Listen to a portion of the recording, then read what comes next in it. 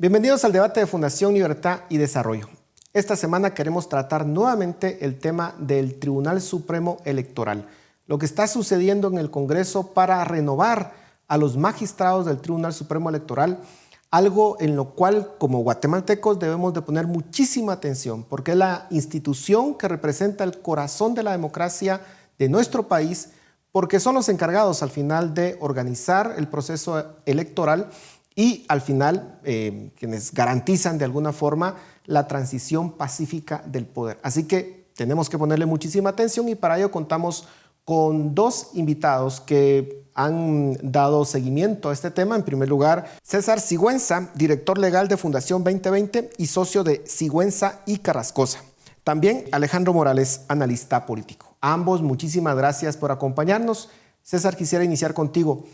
¿Cómo ves el proceso hasta ahora? Ya está instalada la comisión en el Congreso. ¿Qué podemos rescatar hasta este momento? Realmente creo que la nota positiva al momento es la cantidad de perfiles que han logrado presentar su propuesta. Creo que de los postulantes valdrá la pena, después de hacer los mapeos, reconocer que hay candidatos que tienen los méritos, que tienen la experiencia. Es decir, reconocer que a pesar del peligro que todos identificábamos como que existe una ausencia de incentivos para que buenos perfiles participen, creo yo que hemos sobrepasado el peor escenario y hay candidatos que vale la pena analizar y que vale la pena reconocer su mérito para esta postulación. De ahí yo creo que un elemento importante que tenemos que rescatar es que a pesar de esto, esta comisión de postulación particularmente tiene una rigidez en términos de plazos bien grande, ¿verdad? Y es que tiene 60 días básicamente de vida, pero tiene muy pocos días para hacer el proceso, básicamente son 30 días. Hay que recordar que para el 17 de febrero deben estar entregándose la lista que esta comisión va a presentar. Entonces, por el lado positivo, creo que hay candidatos con los cuales uno puede sentirse que se puede configurar un buen Tribunal Supremo Electoral, pero por el otro, la preocupación de que las prisas a veces no son buenas consejeras. Entonces, creo que la tarea de seguir observando, proponiendo, involucrándose, fiscalizando, está más vigente que nunca porque hay oportunidad de que salga bien. Alejandro, ¿compartes esa visión de los más de 100 postulantes que hay en este momento o aspirantes a ser magistrados del Tribunal Supremo Electoral? ¿Ves perfiles pues que llenen esos requisitos que decía César de ser personas de reconocido prestigio y que puedan jugar un buen papel en el Tribunal Supremo? De hecho, el último corte que aparecía en redes sociales de Foro Guatemala eran aproximadamente 75 a las 12:30. Me imagino que ya habrá uno más actualizado con más de 100.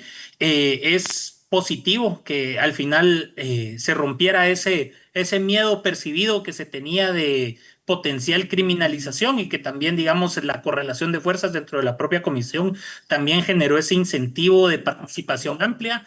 Que tenemos el tema de la tabla de gradación. Los comisionados fueron bastante prudentes en poder hacer un desglose mucho más acotado de la experiencia. Digamos, una discusión que se tuvo en la comisión de la semana pasada era la importancia de poder ir generando como estas escalas en el punteo, porque anteriormente, digamos, entre pocos meses de ejercicio profesional respecto a otro profesional, sí había una discreción muy grande respecto a la distribución del punteo. Ahora, digamos, los comisionados fueron bastante más prudentes y hemos visto que ha habido un amplio consenso. Ha sido un proceso abierto y bastante transparente.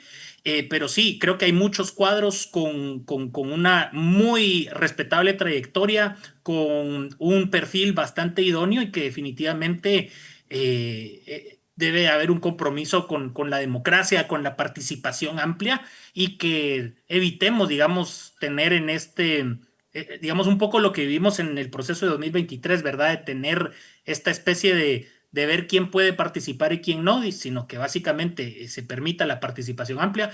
Hay mucho que el tribunal debe hacer, hay mucho trabajo administrativo que quedó de lado, producto del proceso de intentar revertir los resultados por parte del Ministerio Público ya saliente, y eso es algo que los magistrados tendrán que entrar a conocer de manera inmediata y empezar a subsanar todos esos procesos administrativos que quedan pendientes. Y vamos a seguir profundizando, digamos, sobre los retos que van a tener los nuevos magistrados. Pero antes de llegar a ese punto, César, hablemos un poco sobre esa tabla de calificación que ha sido aprobada por la comisión.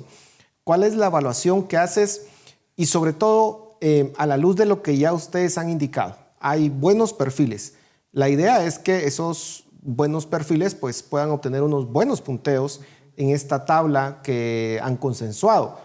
¿Ves que eso es posible o hay alguna posibilidad de que se finjan méritos que no se tienen, como hemos visto en el pasado, ¿no? Una sobrevaloración de títulos que muchas veces en la práctica no tienen ningún valor porque no son de una universidad, podríamos decir, de alto prestigio, sino que son títulos que básicamente se venden.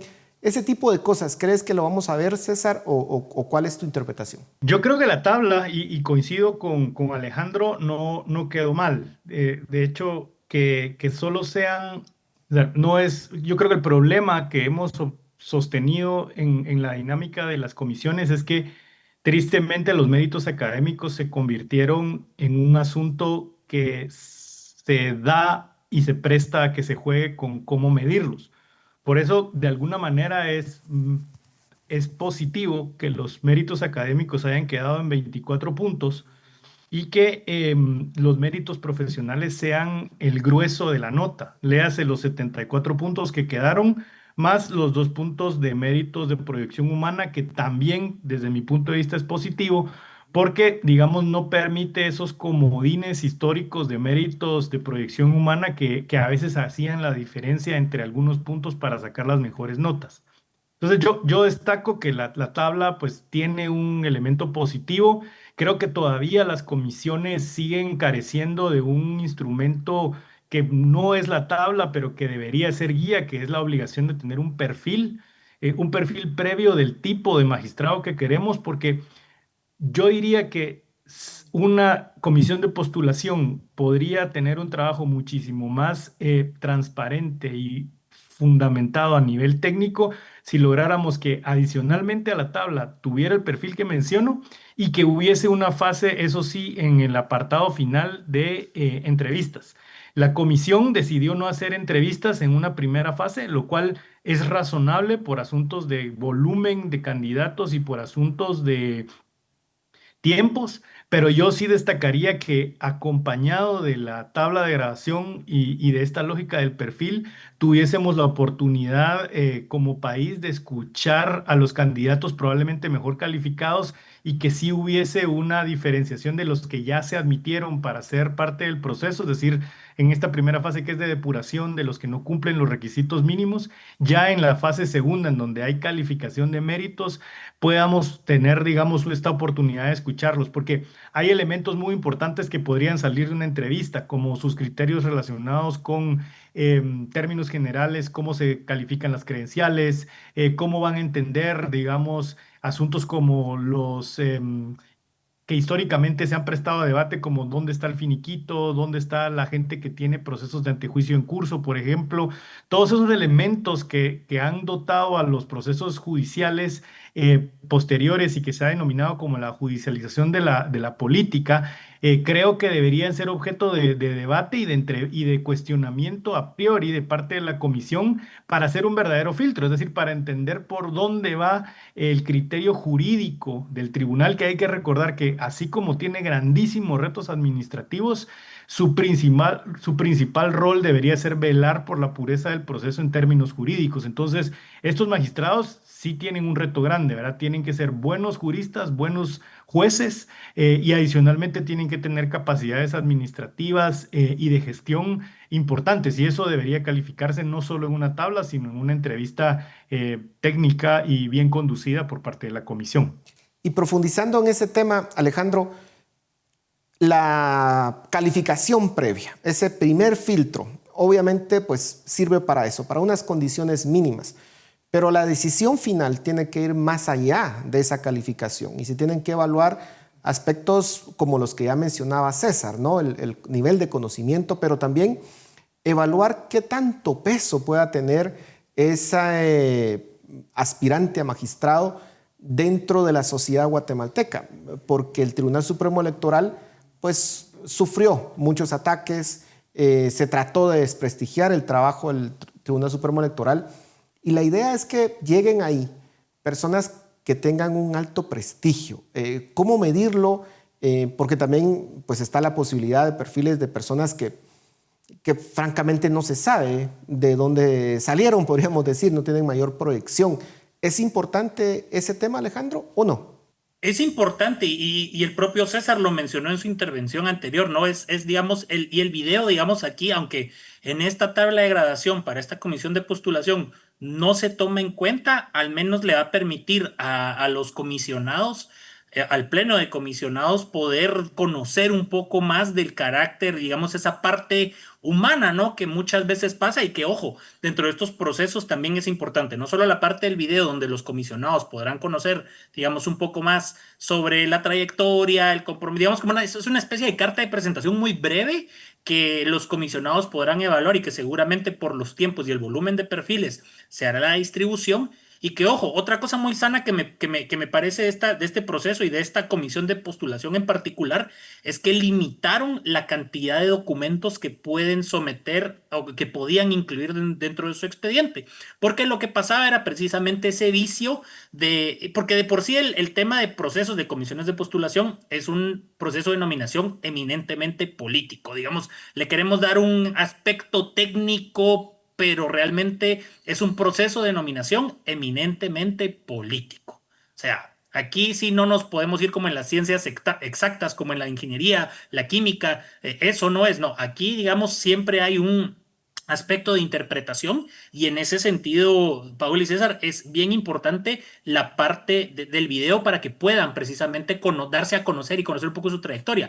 Como segundo elemento está también respecto al tema de la honorabilidad que mencionabas, Paul, en la pregunta, hay un proceso para la presentación de tachas, que seguramente es el momento donde personas, organizaciones podrán presentar los señalamientos correspondientes ante la comisión, que lo que ha pasado en casos anteriores es que hay casos donde, digamos, los comisionados no admiten esa tacha, pero sí, digamos, permite generar cierto ruido alrededor de determinados perfiles. Te puedo poner un caso muy importante con nombre y apellido. En el caso, por ejemplo, de cuando se lanza, que es un modelo muy similar, porque al final el modelo de comisiones de postulación lo aplicamos a distintas cosas, pero al final es un proceso eminentemente político. En el caso de Corte de Apelaciones y Corte Suprema de 2024, Juan Carlos Rodil es uno de los personajes que se lanza y presenta su papelería y la comisión en su momento es la única tacha que admiten.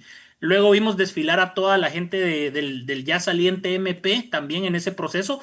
Se le presenta un montón de tachas, pero no son admitidas. Pero sí eso genera, digamos, ciertos cuestionamientos sobre perfiles y que definitivamente el tema del video va a ser clave para los comisionados para poder ir conociendo precisamente ese aspecto más personal de los candidatos que se presenten a estos procesos. Eso es muy, muy importante. Pero cuando hablamos de tachas, César, también es importante que tengan fundamento, porque también en el pasado hemos visto pues, tachas que no tienen mayor sentido y pareciera que es más porque me disgusta, posiblemente su forma de pensar, pero eso no necesariamente implica una tacha. ¿Cómo hacer esa diferenciación entre lo que es válido y lo que no es, César?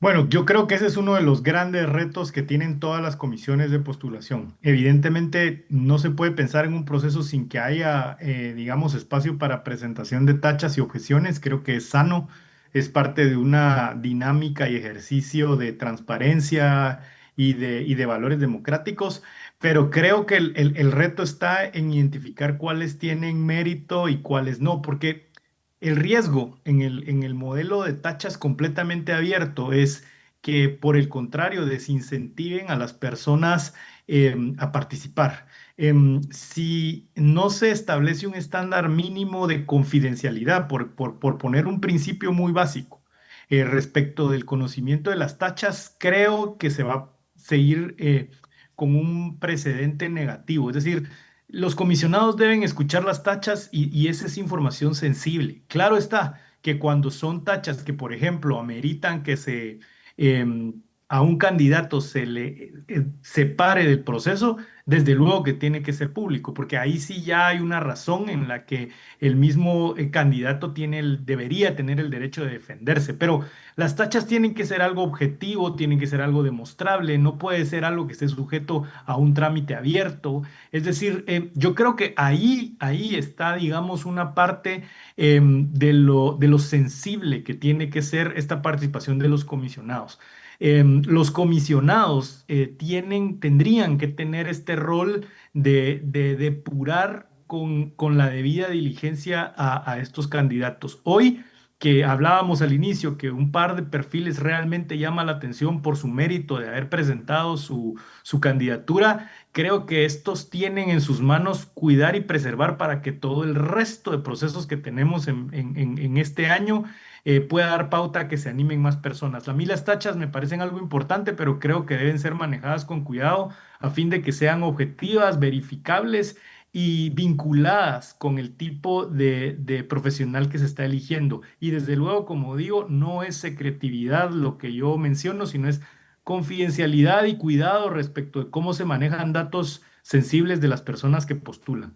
Se nos está terminando el tiempo, pero quisiera preguntarles a ambos sobre los recursos legales que ya se están colocando en contra de esta comisión.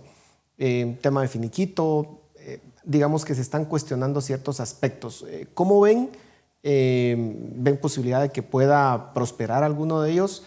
¿Tiene fundamento legal? Rápidamente, porque se nos está terminando el tiempo, Alejandro. Corto, yo veo eso como una medida espuria y definitivamente el modelo de exigir trámites, requisitos, finiquitos. De hecho, uno de los comisionados en la sesión del viernes pasado razonó su voto de manera muy clara y explícita respecto a la necesidad del tema del finiquito. Eso logró convencer al resto del pleno de comisionados, pero sí, son medidas dilatorias que lamentablemente, si se da ese amparo con lugar, eso posiblemente va a generar un atraso porque definitivamente ninguno de los candidatos actualmente presentó su finiquito para este proceso porque no estaba entre los requisitos. Entonces eso puede tener implicaciones que pueden dilatar los procesos y atrasarlos, pero no es, y eso quiero aclarárselo a la audiencia, el hecho de que tenga o no tenga finiquito, eso no significa que sea una persona que cumpla con los requisitos de honorabilidad e idoneidad. Eso es un requisito y es un trámite y hemos visto cómo se ha instrumentalizado en distintos procesos para evitar la participación de candidatos y en este caso de postulantes ante la comisión. César, tu opinión al respecto. Pues realmente es un asunto preocupante la interposición de recursos que estamos viendo y que potencialmente vamos a vivir durante el proceso. Yo creo que aquí es cuando se pone a prueba cómo las cortes van a abordar todo este proceso de transición de múltiples instituciones. Yo pensaría que de verdad deberíamos estar claros que hay cosas que son secundarias y que no deberían dar pauta a que a que se interrumpa uno de estos procesos. El caso del finiquito es evidentemente que necesitamos regularlo porque es una cuestión que hasta su nombre lo indica, resulta siendo una constancia transitoria, entonces no sé, no creo que sea un elemento, digamos, suficientemente de fondo para frenar o no una candidatura por su misma naturaleza jurídica. Y sí, yo creo que es una de las cosas a las que tenemos que estar más alerta, porque a priori no podríamos decir que no van a suceder cosas que den mérito a que hayan impugnaciones. Lo que tenemos que velar es que si hay algunos que avancen solamente aquellos que tengan verdadero fondo y que tengan mérito.